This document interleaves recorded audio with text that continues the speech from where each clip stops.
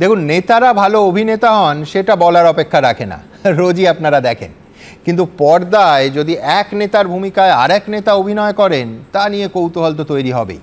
নেতার অভিনেতার নাম কুণাল ঘোষ, কোনো ক্যামিও নয়, একেবারে অন্যতম প্রধান চরিত্রে।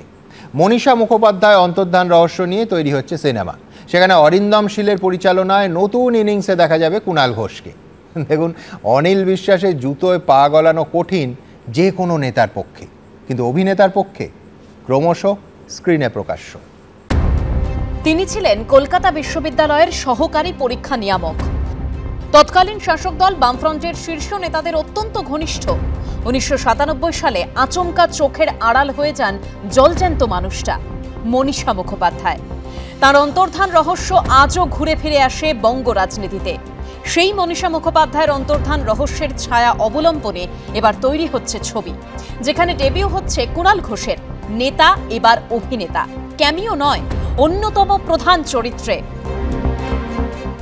ক্রাইম থ্রিলার বলতে যেগুলো বোঝায় তার যথেষ্ট উপাদান আমাদের অতীতে ঘটে যাওয়া একাধিক ঘটনার মধ্যে রয়েছে।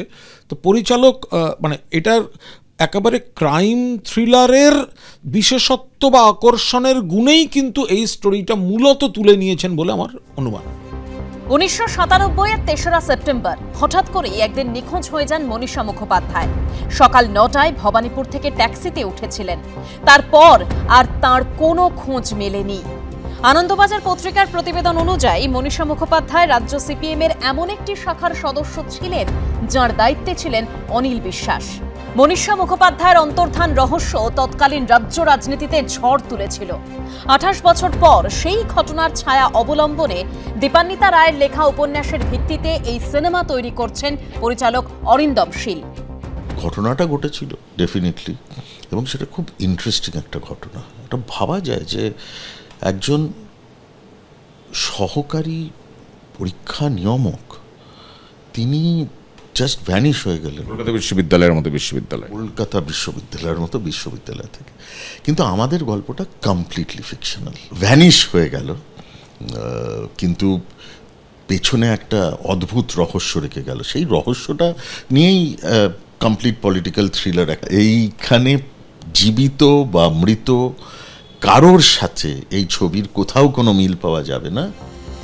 ছবির নাম কর্পূর। মুখ্য চরিত্রে অভিনয় করছেন ঋতুপর্ণা সেনগুপ্ত। মনীষা মুখোপাধ্যায়ের অন্তর্ধানের ছায়া অবলম্বনে তৈরি এই ছবিতে তৎকালীন শাসক দলের রাজ্য সম্পাদকের চরিত্রে অভিনয় করছেন তৃণমূলের রাজ্য সাধারণ সম্পাদক কুণাল ঘোষ।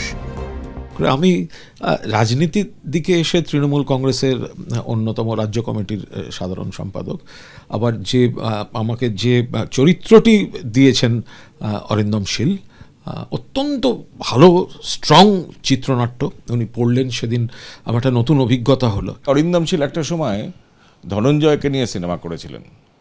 আবার সেই অরিন্দম শীলই আজ থেকে 3 দশক আগের কলকাতা বিশ্ববিদ্যালয়ের প্রাক্তন সহকারী পরীক্ষা নিয়ামক, যিনি হঠাৎ উদাও হয়ে গিয়েছিলেন, রাজ্য রাজনীতিতে ঝড় তুলেছিল সেই ঘটনা, সেই মনীষা মুখোপাধ্যায়ের অন্তর্ধান রহস্যের ভিত্তিতে নতুন সিনেমার কাজ শুরু করছেন।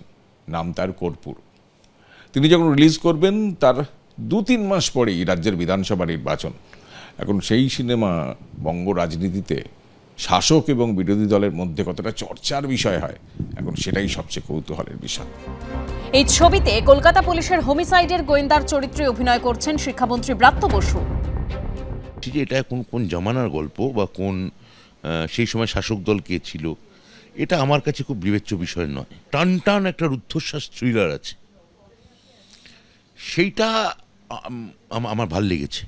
আর সেই কারণেই আমি এই ছবিতে এই পার্টটা করতে, এই হোমিসাইড ডিটেকটিভ লালবাজারের এই পার্টটা করতে আমি রাজি হয়েছি। এই সিনেমায় সংবাদ মাধ্যমের সম্পাদকের চরিত্রে অভিনয় করছেন তৃণমূল কাউন্সিলর অনন্যা বন্দ্যোপাধ্যায়। চলতি মাসেই শুরু হচ্ছে সিনেমার শুটিং, রিলিজ হবে জানুয়ারিতে। কৃষ্ণেন্দু অধিকারী ও অতসী মুখোপাধ্যায়ের রিপোর্ট, এবিপি আনন্দ।